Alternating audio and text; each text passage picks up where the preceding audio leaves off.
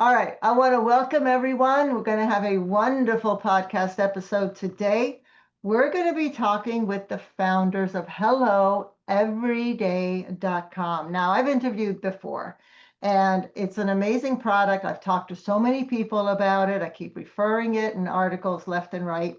And I'm going to let them tell you about Hello Everyday. And then we're going to go on to this brand new product that they've developed that looks pretty freaking cool, I got to tell you.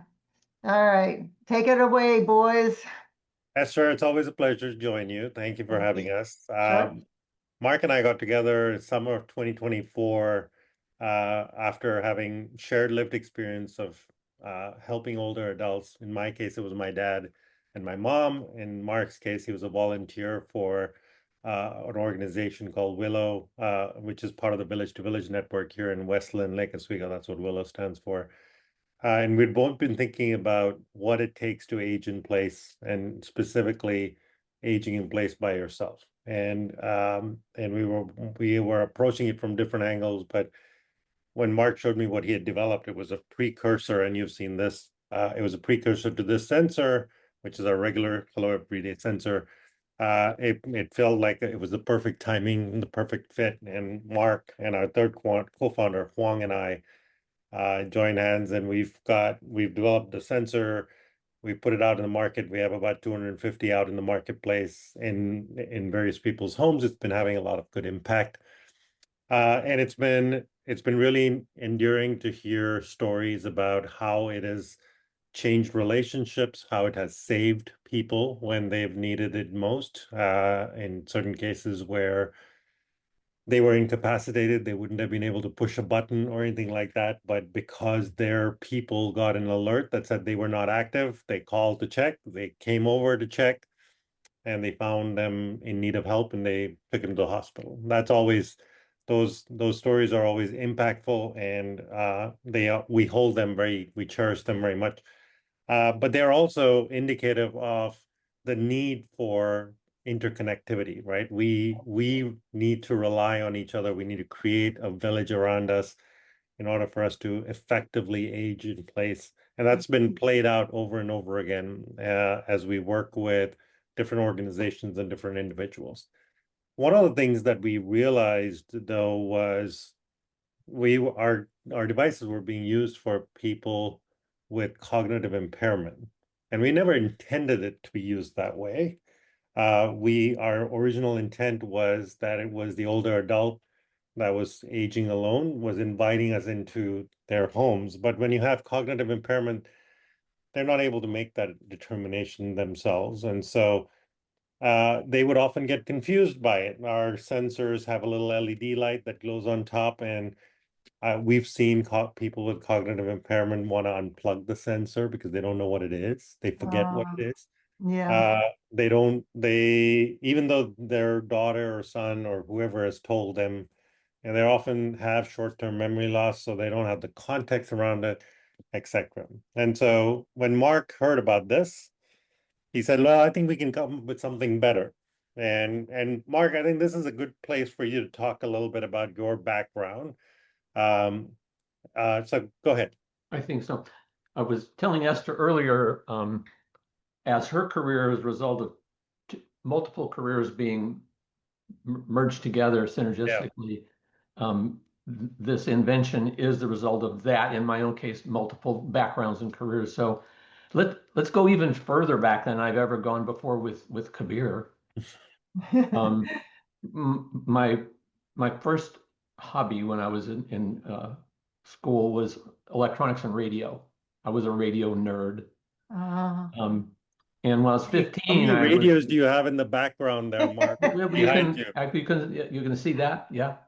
I was 15 years old. I got the FCC license that lets you operate broadcast stations, and the only job I could get because I was underage was at a 100% Spanish language radio station, which hired me for $1 an hour to be the transmitter engineer.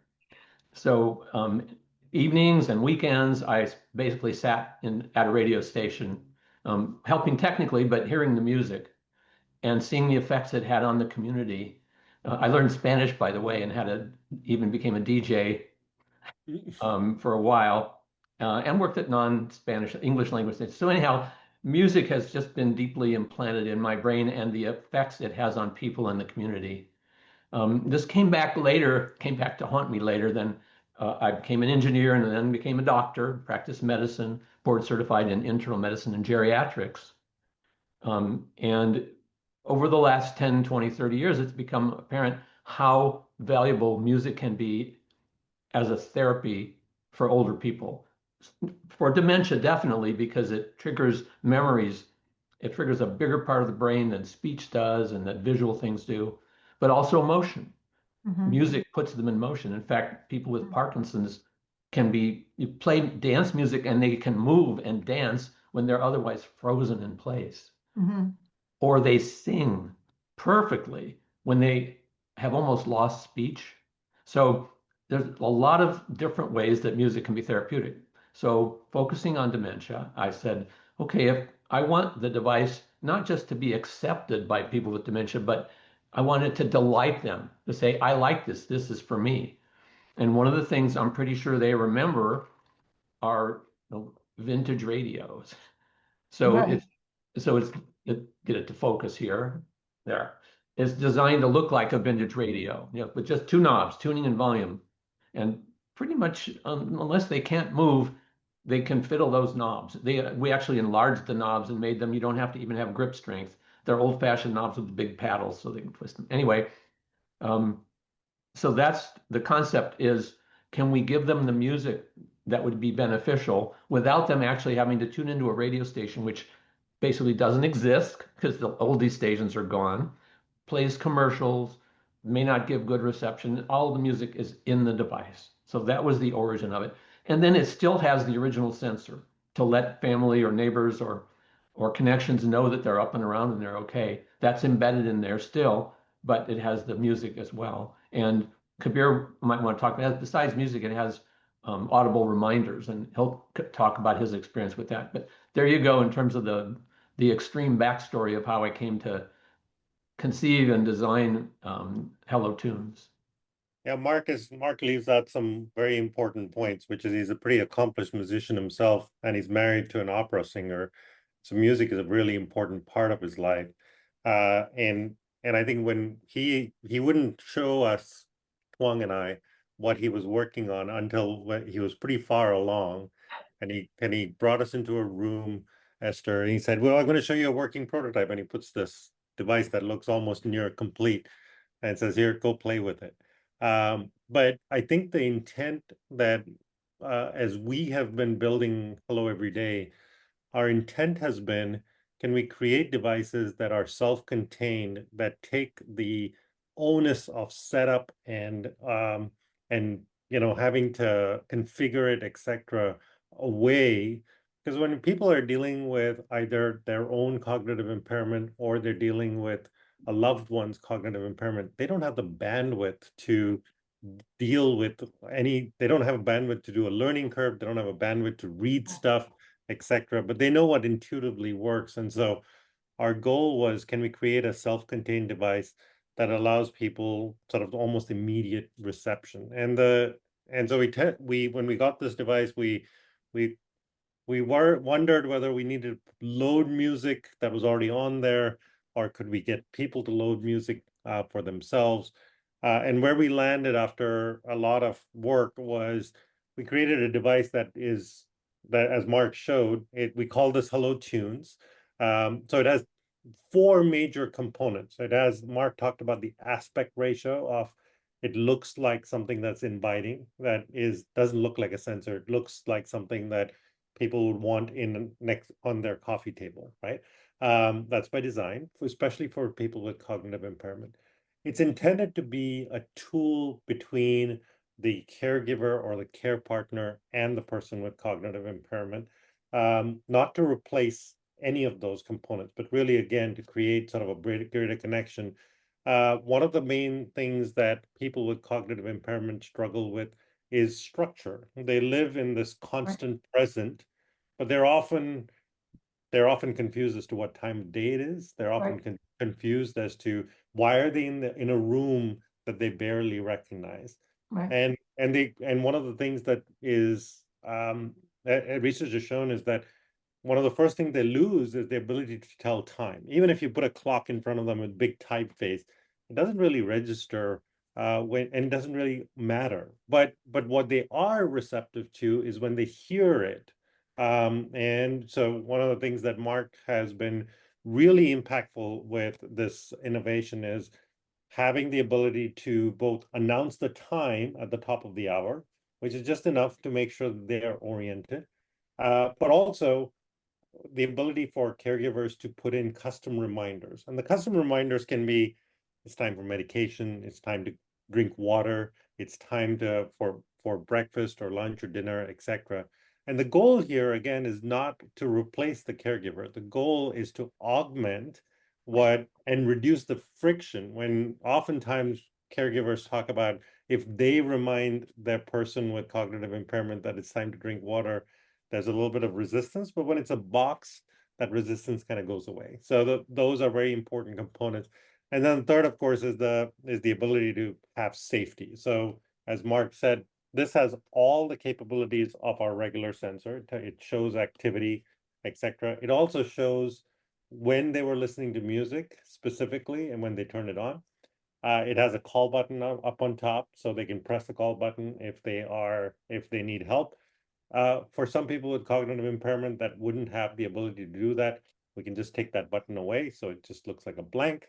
It also has a remote call button, so they can press a remote call button that they can carry on their person, would work from anywhere in the house. So all of these components together are intended to help both the caregiver, care partner, and the person with cognitive impairment. And again, it's got cellular built in, so all you've got to do is plug it into a wall outlet and it's off to the races. The caregivers can choose the music for the person with cognitive impairment. They can use music as a trigger, and which is reinforcing certain activities with music that they like. And that can be really powerful when if they like coloring or if they like certain activities, using music as a cue can be really helpful to create sort of that structure again. And so we recognize, as you know, Esther, if you've met one person with dementia or cognitive impairment, you've met one person. So we're just early on in this journey, and we are not pretending to know everything about all the different forms, but we have dealt with now more than a few customers that have been dealing with this, and the response has been overwhelmingly positive. We've seen people who have really big music collections because of the ease of use of having this right by their bedside and playing music that they like. We've seen them play 4 to 8 hours of music a day on our little box, and it's a relatively which has been really exciting for us to see that they're enjoying it, right? They're actually turning it on themselves. We placed it in front of somebody with fairly significant dementia that was related from injuries, being the Vietnam War. And Steve knew exactly what to do. He turned it on. It had country music on it, and it just became a really big part of his life. And a breakthrough for him was after having the device for a couple of weeks, he realized that his caregiver had been there the day before and had come back the next day. And that was a big deal for his wife, who was like, he has never shown the ability to distinguish 2 different days and activities that happen in 2 different days because of his short-term cognitive impairment. And they also noticed that he was suddenly much more structured. He was getting up around the same time. He was going to bed around the same time. When the device would announce that it was 7 o'clock, he would say, "Oh, is it already so late? We should start going to bed." And because of that, he started to put on weight. He was eating better. So it's all of those things that for folks with cognitive impairment, they're losing their internal cues for listening to their body. And so when you're giving them that assistance and external cues, it's amazing how the impact that can have. So I'm going to stop talking for a second and see what your reaction is. It's restructuring the brain into Yeah. to some extent, the stimulation that it provides. So when you said that it does the time at the top of the hour, is that every hour, or do you set it saying between 9 a.m. and 9 p.m., mention Exactly. the time at the top of every hour? You set the That's start and end times that Right, will announce the like time. all a of these are clock, configurable. Yeah, Yeah, all of these are configurable. Like, you can set it depending on sort of what their time that they're active are. You can set that up to be whether it's 10 a.m. or 11 a.m. to 4 p.m., whatever you want. You can have it announce a grandfather clock like chime before, and it announces what the time is. And it's going to do that in about 13 minutes, whether we like it or not, since it's plugged in. So you'll get a demo of that. And then the reminders can be set at the top of the hour. And so you can set up and I can show you what the interface looks like in just a second. But I think the interesting aspect of this is sort of how it impacts the relationships and the structure. I think one of the other pieces that we are super excited by is the potential for this to displace a television set, which is often sort of a de facto right, passive caregiver for right, people with cognitive impairment. But it's there. Not only is it not providing benefit, it's actually creating harm in a number of ways. One, it's not really creating a mental response. It's not creating a response in the brain. Whereas we know that from research that music is absorbed in different parts of the brain. It right, actually it lights up new neural pathways, literally, which is super helpful. And then the second piece of it is you're not really controlling what is coming on the television. So you can have a lot of voices and sounds that are very disturbing and again create a confusion for people with cognitive impairment. Whereas if you have something that is curated, the voice is the same, the music is what they like, etc., that becomes a really reassuring anchor for people with cognitive impairment, gives them context. exactly. So do they choose the music that is going to be played? Yeah, it's a great question. So we have about 50 tracks loaded on. It includes early jazz, classical music, etc. And you can choose those songs. But we've also made it super easy to put music of your own choice. So there's a little SD card over here. You just take it out and you plug it into a computer. There's an adapter that comes in the box, and then you can choose whatever Amazon music you want, download it, and then it's ready to go. So you could get.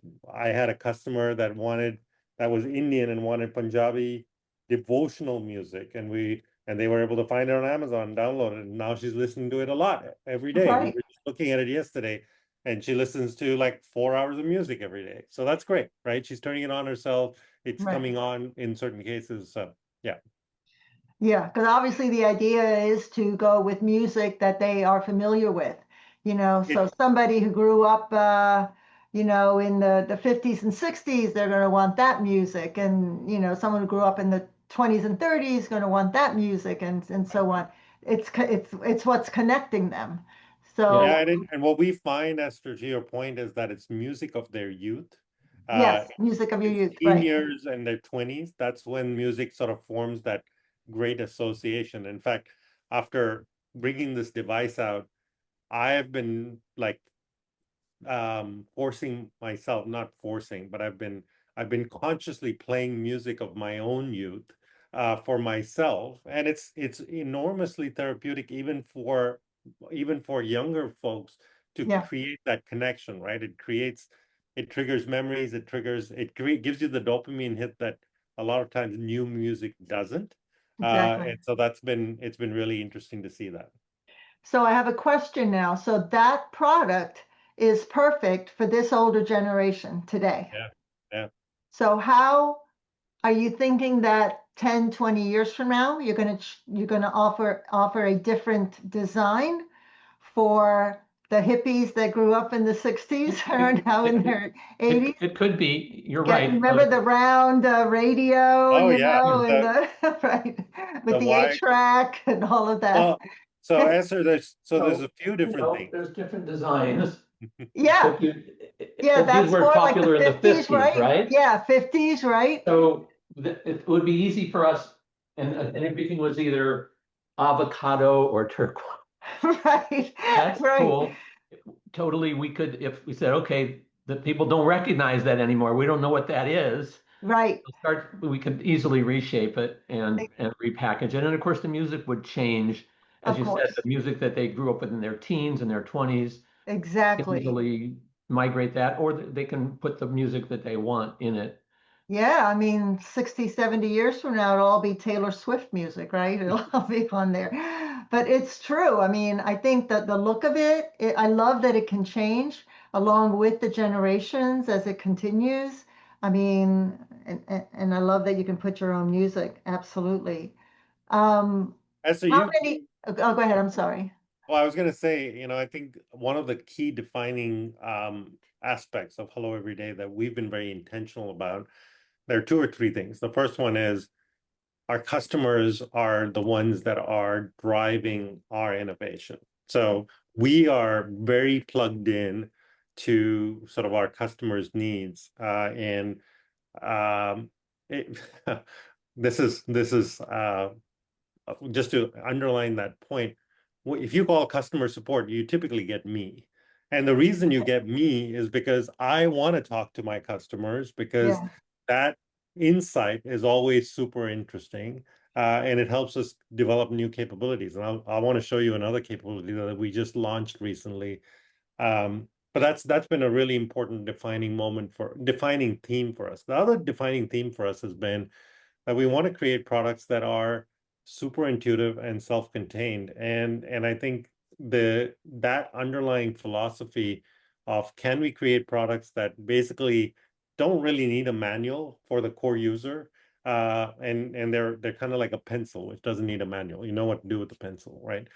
There's a lot of complexity on behind the scenes, but it shouldn't be obvious to sort of the user that is the core user. And most of our customers are used to technology that looks like this, that are Right. super difficult to manage. They have lots of menus, etc. And so the constant feedback that we get, despite when we tell people how easy it is when we actually show them how easy it is, they're like, "Wait, that's it? That's all I have to do to set it up?" And that validates that there's still that underlying concern of like, "Oh my God, this is going to complicate my life." Yeah. But we've tried to take that away from that. Yeah, it's funny because I speak with a lot of companies that are producing um, some form of monitoring device, Yeah, and the focus that you hear from a lot of them is about crisis prevention, right. crisis prevention. Whereas what I always loved about Hello Every Day was that it's more emotional and intentional and guided towards, independence and dignity and all of those, which you don't hear from a lot of the other products that seem to be coming out, bits and bits. I mean, not to say that their services aren't great, they No, are, but it's the message I think that is coming out. And I think part of that is like from what you're doing is you're using your audience as your focus group, yeah. and you're not afraid to make changes per the needs of the audience. No, I think that's exactly right. And in fact, one of the things so a couple of examples of that, Esther, when we first put out this first sensor, it only had the ability to have one alert. It would look for activity between 11 a.m. and oh, sorry, midnight and 8 a.m., 9 a.m., 11 a.m. And it would, if there was no activity, it would send out an alert. You could always look at the dashboard, but that would be the only notification. And Yeah. we constantly got questions of like, well, what happens if I have a fall in the afternoon? That means I have to wait for 24 hours. And so by popular demand, we said, okay, we'll put another notification option in the evening where it looks for 2, 3, or 4 hours of inactivity, depending on what their patterns are, and it can send a text. But half our customers decided they wanted that right away. So that proved to be super popular. And it just gives them the reassurance. In fact, I got one from my mom the other day. My brother got one from my mom as well, because she was out playing golf. And it was very unusual for her to be out for 4 hours at a time. But there it is. And I was like, oh, I got the message. So it wasn't like, oh my God, I knew what was happening. She wasn't there. But I was Yeah. like, I'm glad I got that, just in case if there was something, I would know that, right? So that Right. it creates that reassurance. The other one that has been really interesting, and I want to give you a little bit of a demo, and I can give you a demo of the other sensor as well. So can I share my screen really quickly? Absolutely. Okay, so one of the key themes of our sensors is there's no app to install. Sorry about so everything works on text. This is my mom's sensor. We're gonna showcase a couple of things, but let's look at let's look at the Hello Tunes database. So this is a sensor that is actually at an assistive lab here in Portland with an organization called Community Vision, and they're testing the device.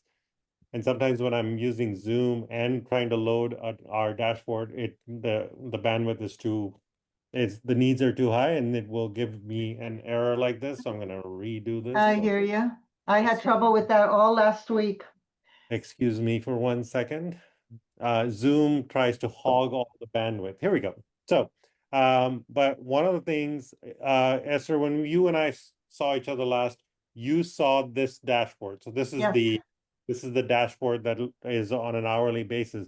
But we saw some of our customers who are power users who are dealing with people that have an acute or a chronic condition that they worry about.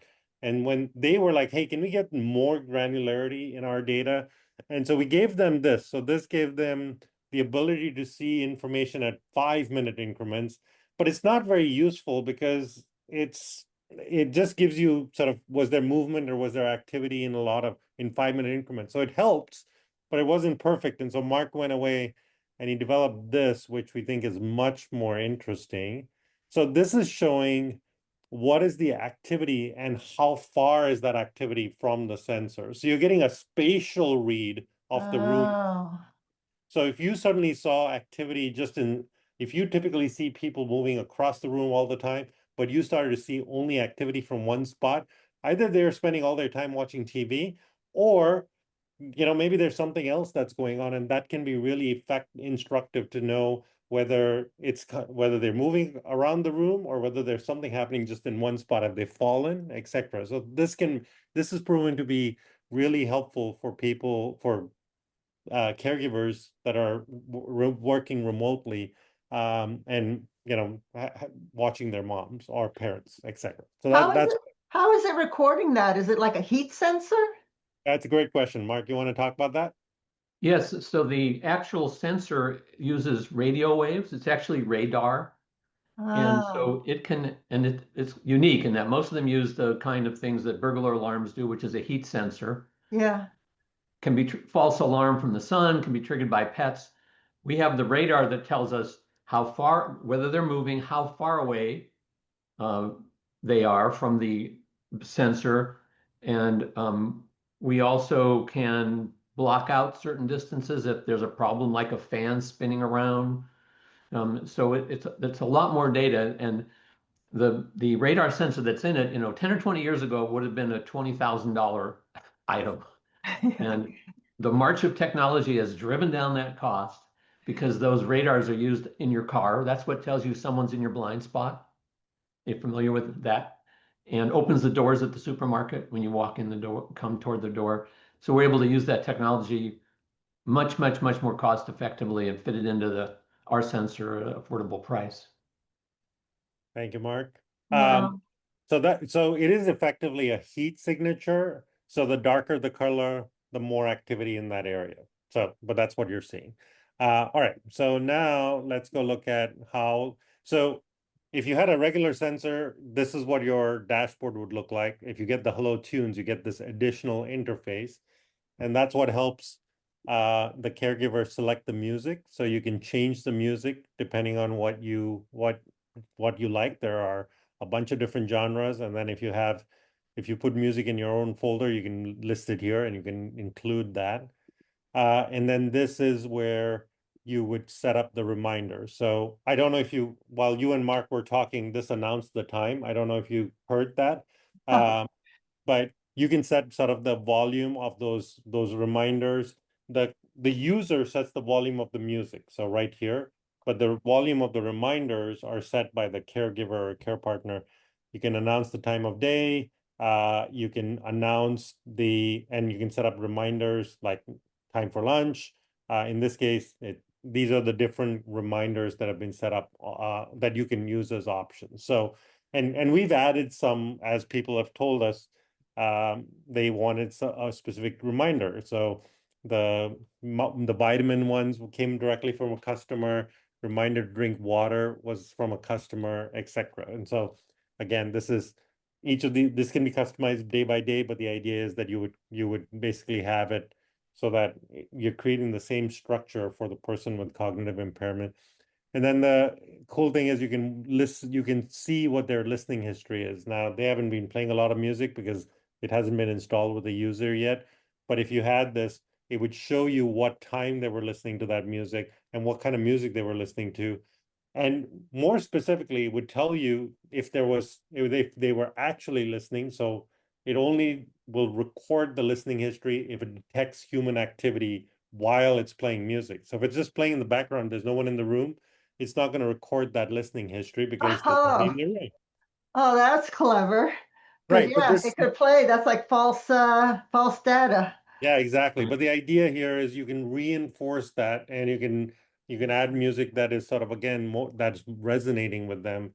And you can see we had one customer as an example that was living in a independent community here, and he had one of our regular sensors and he became a beta tester for Hello Tunes. And the regular sensor showed that he wasn't getting out of bed all night. So he was like, okay, he's doing pretty well. But turns out when you're looking at his listening history, he was listening to music most of the night. So he wasn't sleeping that great, but at least it was Uh, giving him solace. So uh, so that's been really instructive to see how it's creating that muscle. I think the other thing, Esther, that I wanted to call out was, what we're realizing is it's really hard for older adults to adopt technology for themselves. yeah. They don't have the wherewithal to sort of vet what's right for them, etc. And I think that's where people like you and other organizations that we're partnering with become so important because they serve as that conduit to help vet the technology, but then also provide this to to to them so that it's the right thing for them. I think that's one of the things that a lot of companies get wrong about working with the older adults is they come up with this amazing technology that, of course, we all can see that, yes, it would be wonderful, it would be great. But if it's unusable, if it's too difficult to adopt, if it's so Right. foreign that it can't be adopted at this point, it doesn't do any good. So I think that that's the mistake a lot of companies do. And maybe it's because they don't use a focus group, maybe because it's only younger people. I really don't know. Um, I, It's surprisingly complex to make things appear simple. yes, Uh, it is. we It's true. we've had to make some very difficult design choices to make sure that what is our core customer and what do they really need. And so, for example, it's if we make this Wi-Fi enabled, this device becomes much more easy to load music. We can stream music, etc. But the problem is, and I've heard this directly from the horse's mouth. I have there's a community relations director of a local community here that is testing our Hello Tunes, and he's so excited about it because he's the guy who has to go and help all of his residents in the community deal with the technology that their kids have bought for them that don't really work. What a job. Because it uses Wi-Fi, because the Wi-Fi is unreliable in most communities. It's just Right. the nature of the beast. Because they have like deep menus or they have a remote that isn't supposed to be used once it's been set up, but it gets used anyway. All of these things. And so he's just been super excited about the fact that all I have to do is plug it in and then they just use it. There's nothing else for them to do to break, etc. I think that has been a very conscious and sometimes difficult decision for us to do, but we hold fast that it's important that we do that. I would add, and hopefully you can hear me okay. Yeah, Yep. we can hear you fine. Can't hear anything behind. Okay. Carolyn is practicing her opera singing in the background. The door's closed, but it's quite penetrating. I don't At any hear it. rate, the designers of most of those products are young. And a focus group is not the same as living in the world of the end user, okay? Right. So they'll design it and then they'll have some older people come in and say, oh, I don't like this, and they'll make some minor change. In the case of this product, I'm 76 years old. I am in the middle of the demographic. Hopefully not with too much dementia yet, but in the demographic anyway. And I see the frustrations. I see my wife having the frustration. Her phone updated again. I hate it when my phone updates because everything's changed. Right. And the problem with touch screens, not designed for older people Right.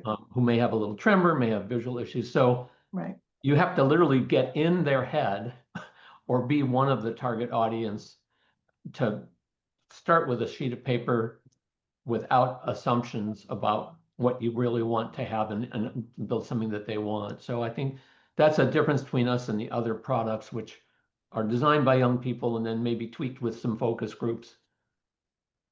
Is that why you think that this demographic is underserved? Yes, they're Yeah. underserved. We need more 76-year-old electrical engineers and product. I know. I know. Get them out of their poker games and whatever, pickleball, that's the thing. Everybody's playing pickleball nowadays. If they could use all those amazing skills, I always think about that. All the amazing skills that they've earned in their lifetime via their career or careers and life skills and everything. Why not use that? I mean, it is so, we really are at the beginning of that bell curve of that silver tsunami. We haven't hit the peak as of yet. And Right. so it just makes sense that that demographic requires this marketing, this equipment and tools and services. It just makes sense that it's coming. But I do see that businesses are very, very slow to adapt to it. And I guess it's because, as you say, it's not that easy to make something simple. It's It's much true. harder to make something simple than to make it complicated. Yeah. Yeah, I mean, it's the same with website and market. It's the same with everything. It's not easy to make it simple, and Yeah. it does require a lot of tweaking and flexibility for sure. Um, I am often Mark's worst customer because I find ways to break stuff that that's a good that he's custom. like, That's and I'm like, well, good. that's what our customers will fall into the trap of. So you So, need Mark, someone that doesn't want to read instructions and just wants to like play with it and figure out how to break it. is it like that old cereal commercial? Just, instead of giving it to Mikey, give it to Kabir and let's see what You're he right. does. Mikey won't like it. He hates everything. Well, Kabir will break it. He never reads manuals. That's right. Yeah. Let Kabir do it. Let's see what he can do with it. I I am love our that. average customer. We don't like manuals. We like to do it our way. We've got to make sure that it's able to Yeah. hold its own with that. We have this interesting duality. The client is the older person with the device in their home, Yeah, but in many cases, the recipient of the messages is their daughter or son is in a different demographic and they have a different tech take. And so we've got to have the dashboards that they see be what they expect and like. And it's more complicated than the device itself that just plugs in. right. So it's two markets that we have to serve. And it actually complicates the decision process to go ahead because the daughter may say, oh, I want you to have this, mom. And mom says, I don't need it. The Hello Tunes is something they say, hey, give me that. That looks good. It's playing That looks music. really cool. Right. I Yeah. think I think Mark's hitting on a really important point too, right? So I think one of the needles that we like to thread is we over sensorizing is trivial. You can measure everything under the sun for people with and make them feel like they're in a petri dish under a microscope. The line that we're trying to straddle is can we give enough information to ensure safety, reassurance, etc., but still give them the dignity and privacy so that they are not feeling like they are under a microscope. So Right. that dashboard that I showed you, Esther, just now, that shows you where they are in the room, that makes our devices much more camera-like without all the drawbacks of cameras, right? Right. You're not getting, they can still walk around in whatever clothes they want to wear and not feel like they're in a microscope. They can still do whatever they want to do, Right. but it's still giving them that dignity. And so I think that's what is really important. So we try to not feel like it's icky. In the that's one of our core purposes. So that's also what part of the reason why we encourage our users to put our devices in like where they do most of the living. So it's the living rooms, dining rooms, and kitchens rather than bedrooms, because that way it also doesn't feel like they're under a microscope. Exactly. But you would encourage multiple devices throughout the house, right? We can typically one device, if they are active in their own home, one device is plenty for providing reassurance that they are okay. Okay. Uh, you- Even my mom, for example, whose sensor is plugged into the kitchen, most people walk around in their homes multiple times a day. And so you're getting a pretty high level of reassurance that they're okay. We're not trying to pinpoint the immediate time they had at a specific need. We're giving them an overarching understanding of that they're following their pattern, etc. For people that have that acute need that, oh my God, I'm about to fall, they do have, many of them will choose to get a device with a button because they're like, hey, I'll be able to press the button. And if I Right. can't, then at least the device will know that I haven't been moving for a while and let my people know. So, and that's the extent to which they're willing to go in order to keep themselves safe. The only demographic that I can think of that this doesn't serve would be anyone who has hearing issues. I disagree. So one of the So things that tell we've me. done is this can go really loud. And unfortunately with Zoom, you're not going to be able to hear the music even if I turn it on. Because Zoom does a really good job of turning the music off, but we can turn the music way up.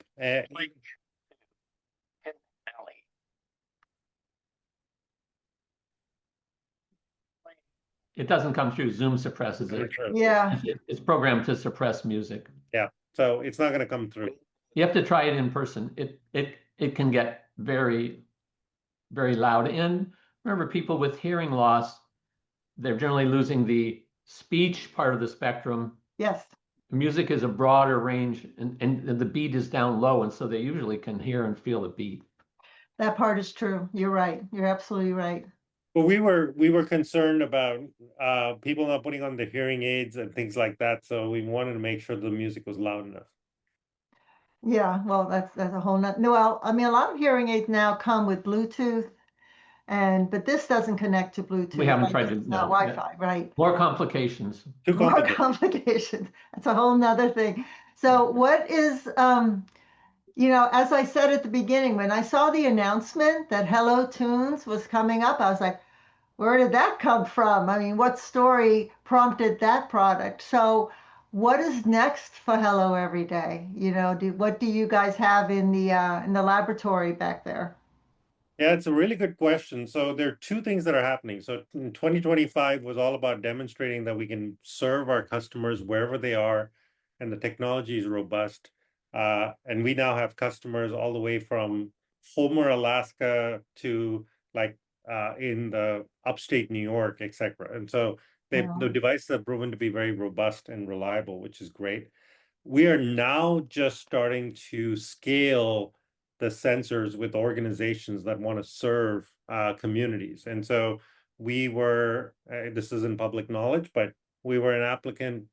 We were partnering with an organization called H Plus here in Oregon to serve rural Oregon with our sensors, which is a perfect use case because Yeah. rural populations often are very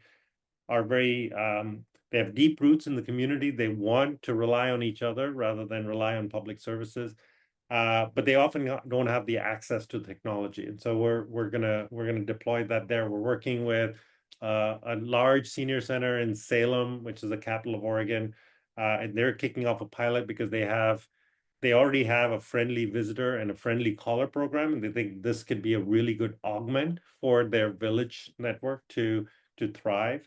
And then we're starting to get starting to talk to thought leaders like yourself about Hello Tunes, and we think it's going to take the next few months to sort of for people to get comfortable with it and for them to use it and then talk about it.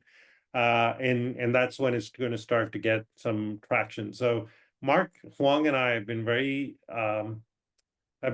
intentional that we want to do this right rather than just Yeah. trying to thrust it upon people. We Yeah. want it to be accepted, because when you thrust it upon people, you might be able to get them to try it, but they will eventually just stop using it. Whereas if they actually hear about it and get to know it from their peers, it tends to be a slower adoption, but it tends to be a stickier adoption. That's really what we want. Right. The tortoise and the hare. Yeah, exactly. Yeah. One will last a lot longer. Yeah, and one of the things that I did want to call out, Esther, was because we knew we were coming here, we actually have a promotion going on where if you mention Esther on as a discount code, you get 15% off on the Hello Tune sensor. So if people Oh, hear about it, yeah, I'm going to put that on the banners yeah, throughout everything. Because of the benefits that the seniors with dementia are getting from the music, yeah, the neurological benefits. yeah. Are you thinking of it's just a thought, collecting the data that comes from that and sharing it with I don't know, universities and healthcare organizations that are studying the relationship of music and dementia? Well, We the nice thing is, Mark, would be open to, if they wanted to do a study Yeah, using our device, we would be open to that. And that's having the listening history in there would yeah, be very valuable. You know how much they listened. yeah. But we wouldn't launch the study on our own. No, just providing the data. Yeah, We'll be collaborating with them somehow. Because when I saw that chart, I thought that would be an amazing tool to include with a study, of course, in addition to whatever it is that they're doing. But there's just not that much. I don't know what the word is, but there's not that much technical data.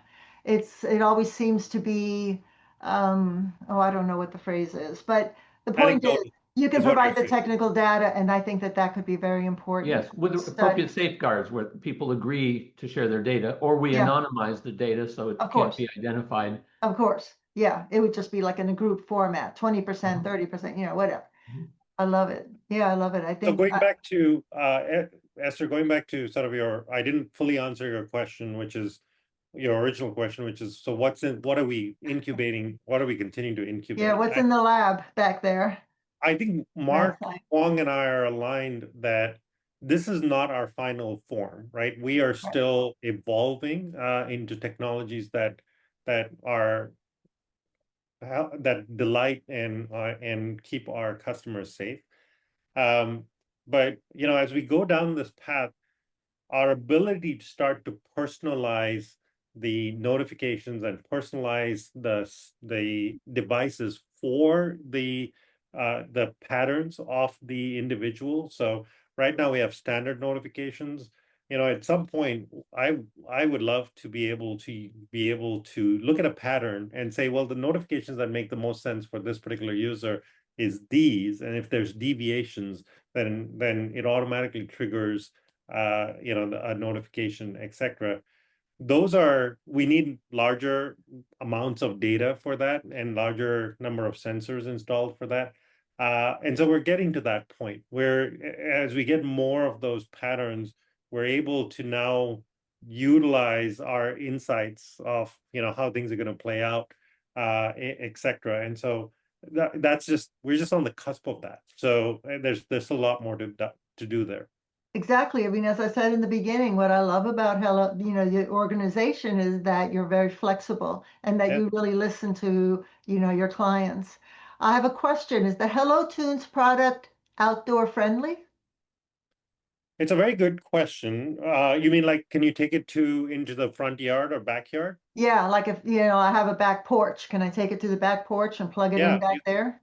absolutely you can. I wouldn't leave it outside, It's an Okay. electronic device, so it's not waterproof, but Okay. you can absolutely unplug it and take it with you. And in fact, that's been one of the use cases that has evolved out of our customers. Is we now have several customers that have told us they travel with their Hello Everyday product because it's Wow. cellular, so it'll work anywhere they go. So if they have a Yeah. holiday home, they just take it with them. They often complain they forget it there, but that's a different issue. That is a different issue. I would like to add, so it plugs into you put a little charger in the wall and it plugs in. But if instead of this, you use one of those battery packs that you buy to Right. recharge your phone, Yeah. they're the size of a deck of cards. Yeah. That will run it for hours and hours and hours. So if you want to Okay. take it out on the patio where you don't have power, Yeah. it would work fine. But don't leave it out in the rain. It is not waterproof. Okay. It would take another level of, Like any speaker, it would not work in but the speaker would not survive. It's technically possible to do, but it's another level of cost to try to make it a Yeah, that's fully a whole. waterproof product. Yeah, But it's I was outdoor friendly and wondering. you can plug it into a battery pack. Yeah, I love that idea. And I love that people are traveling with it. I think that's cool. And if they forget it, well, then it's a minor annoyance, but we love the fact that people are it's utilizing true. it. So we've priced this it's very approachable. It's $200 up front, and then it's $35 a month.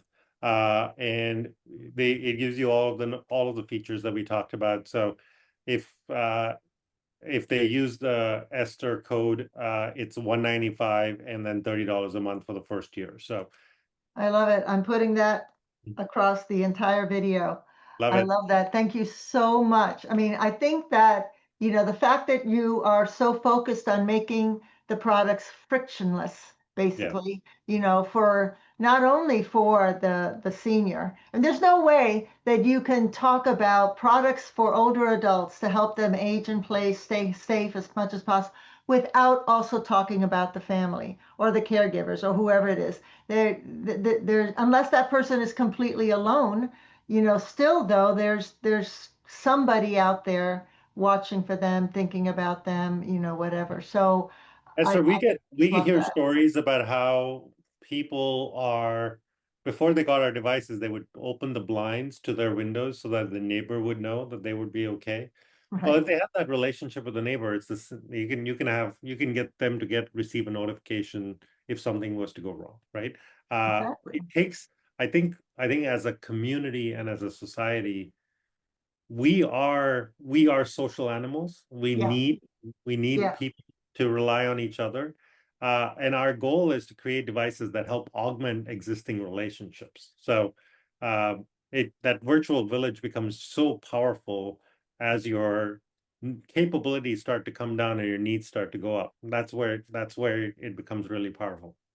Agree, especially I think in rural areas. Yeah, I mean, the majority of calls that I get from people looking for help from someone is from a rural area. Where fascinating. when I look for any services in their specific area, I find almost nothing. Right. And I end up looking 1, 2 hours away. That's the Yeah. closest. So yeah, I think and most of those, from what I've read and seen, most of those don't have that Wi-Fi capability in their homes or in the area. No, they So don't. no, so the fact that you've, gone away from that, whereas everyone else is on Wi-Fi, yeah, I think, We did have one customer call us from middle of nowhere, Arizona, who wanted to use our device, and her closest cell tower was like 40 miles away. And we're like, I don't think it's going to work, but we shipped her a device anyway and said, if it doesn't work, just ship it back. And sure wow, enough, it didn't work. And she was like, I'll get Wi-Fi if you tell me that it works on Wi-Fi. And we're like, no, it's just not reliable enough. We just don't want to go there. So yeah, but wow. if you're within 5 or 10 miles of a cell tower, it's probably going to work just fine. Can't imagine living 40 miles away from a cell tower, but hey, you know, She home is loves it. home. Yeah, Home is exactly. home. Oh, I want to thank you guys so much. This has Oh, been it's our pleasure. amazing. I love it. I cannot wait to start talking about it, writing about it, and sharing. I mean, I tell almost everybody about Hello every day. when they're talking about how do I get into aging in place, what should I do? Right. And I always say, oh, you got to call these people out in Oregon. They've got it going on. I say, they're the ones who, it's not just about the technology, the product, which of course you have to admire, but it's also about what it does, the end Yeah. result. And as I said at the beginning, you guys are really more, you're techie, of course, but you're really focusing so much on the emotion and the needs of the audience. Whereas a lot of people just look at, oh, this thing can do this really great thing. And, let's just sell it. Let's get it out there. But if they can't use that really great thing or it's that difficult, then they're going to stop using it. It's like Can I buying. tell one more story? Yeah, tell me. We had a customer that called us. Her name is Chris. She's a former electrician, and you will appreciate the story. So her goal was, she's part of a village, so you got to sense her as a part of being a part of the village. And Chris said, my goal is to age in my home. Like, I don't want to move out of here. And she was like, but a year ago, my laundry room is in the basement. I fell down the stairs going down to the basement because I was holding the laundry basket and fell down the stairs. So now I put all my laundry into an IKEA bag. I throw it down the stairs, and now I walk down holding Yeah, sure. the banister, right? I said, well, look, Chris, you got to put a second banister because you never know when you're going to fall. You want that second grab layer. But she's like, I'm also gonna. So as soon as she got off the call, she's like, I'm gonna go to Home Depot and buy a second banister. But she was also like, I am working on figuring out how to get that laundry room up to a higher level floor. But she's Yeah, like, I love having the sensor so that just in case something happens, someone knows, my daughter knows, etc. Right? And I think Chris's story is so emblematic of our typical customer. They yeah, are passionate about living and being independent and not being a burden. yeah, But at the same time, they're craving that sort of that security that, hey, if something happens to me, I just don't want to keep lying there, yeah. etc. I want to give my family reassurance. And I think it's such an important, it serves such an important connection. So I wanted to talk about that for a second. I love that. And it's a true story and one I've heard so many times. And I've actually treated patients that suffered from a head injury because of that exact story. Yeah, Walking down the stairs with the laundry basket. What were you thinking? They've done it a million times. Why right. should this be any different? It was different. Then, of course, the rest of their life is, Yeah. completely altered. Less than 10% of homes in the United States are senior friendly. Oh, Less I believe than it. 10%. I believe it. So it's a huge market that needs to get, but I get it. It's emotional and it's financial. It Those is. are two issues that are difficult for the homeowners to deal with. I So think as humans, Esther, we are trained to make the best of what we have, right? yeah, We adapt. We are nothing if not adaptable, and we make the most of it. And it was interesting. I read a study recently that said that people with stairs in their homes are on a net basis often healthier because without that exercise of going up and down the stairs, they lose their leg muscles much faster. yeah, And so it's this constant trade-off between sort of that safety of that acute event versus the chronic habits that we're creating. right, right. But on top of that, I will also say that it is also human to be reactive versus Oh, for proactive. sure, Tend for sure. not to do something until after the event. You don't want to admit it. And so yeah, I I it's such a joke such a fine balance, I think, working in this niche. I joke that our biggest competitor is do nothing. Because it's like the alternative has never been like, oh, we use a competitor device. No, it's like, oh no, we're fine, everything's fine, right? So it's conversations like these that I think are so important to make it okay to say, hey, we're Yeah, gonna we're gonna take that first step. We want to be that first step that you take to age in place, and that's when it becomes really impactful. I think our biggest competitor, Hello Every Day's biggest competitor is no, go away. yeah, go away. I know, I know. Well, I like the phrase do nothing because that sounds like it could be like a syndrome. The do Right, nothing syndrome. How to right, avoid the do nothing syndrome. right. Yeah, there's your next I sense a article. LinkedIn post about that soon. Oh, I thank you guys so much. Esther, always a pleasure. Always a you. Thank you pleasure. for all the work that you do, I'm doing my best. What can I as tell we you? all are. I'm trying. And all right, you Awesome. guys, enjoy Have beautiful a wonderful Oregon, day. you lucky guys. I'll talk Thanks, to you Esther. later. Great Bye. talking with you. Ciao. Bye.